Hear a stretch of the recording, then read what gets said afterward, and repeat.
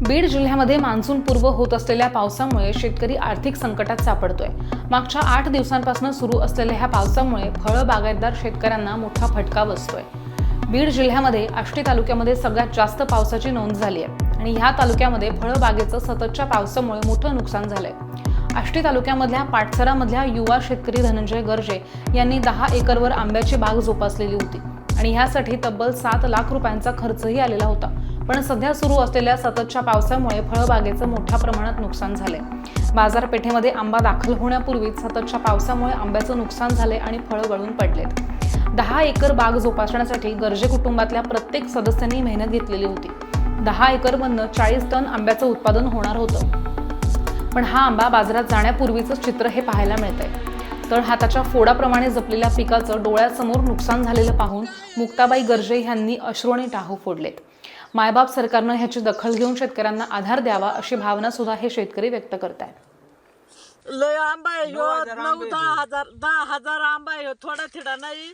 आम्हाला एक प्यायची बारी झाली। आम्ही गरीब माणसं आहेत, आम्ही इतकं हे करून आमच्या लेकरा बाळाला खायला नाही ना। आम्ही एक आंबा तोडा तर लेकराला तडकीने चापट हानीत आणि आज एवढी आमची नुकसान झाली। आम्ही कसं जगायचं, काय करायचं जगून? मे महिन्याचा लय अवघड झालंय, जगण्याची इच्छाच नाही राहिली आमची। चढले तर हे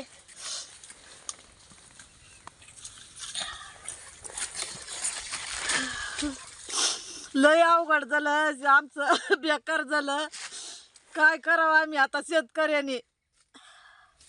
काय करावं आम्ही शेतकऱ्यांनी? कसं जगावं आता? काय आमचं सिये सांगा ना तुम्ही? आमच्या लेकरा बाळ कशावर जगावं? आम्ही कशाने कर्ज तोडावं? आज आम्ही एवढा खर्च केलेला हा?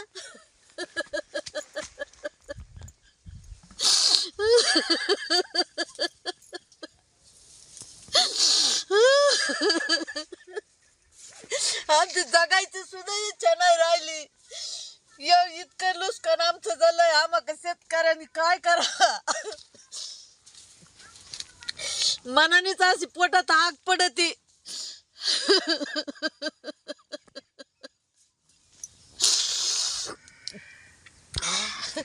माझं नाव धनंजय कारभारी गर्जे, राहणार पाटसरा, तालुका आष्टी, जिल्हा बीड येथील मी एक युवा शेतकरी आहे।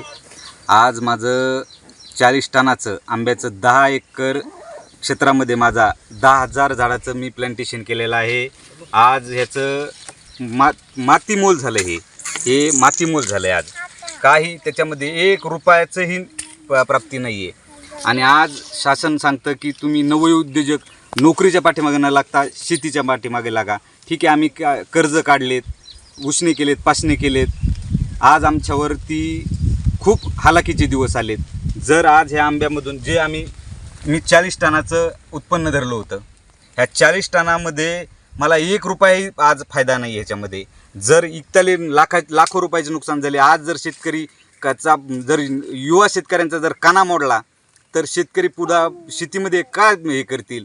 का ते परत हे होणार नाहीत आणि का बेरोजगारी परत या राज्यामध्ये येणार नाही आहे? जर शासनाला खरोखर जर आज शेतकऱ्यांची खूप म्हणजे वाटत असेल, भारत हा शेतीप्रधान देश आहे, तर या देशासाठी, या शेतकऱ्यांसाठी शासनाने काहीतरी योग्य पाऊले उचलावेत आणि हे कर्जमाफी किंवा कुठलं तरी एक ठोस असं हे देऊन शासनाने शेतकऱ्यांना मदत करावी। आज शासनच मायबाप आहे।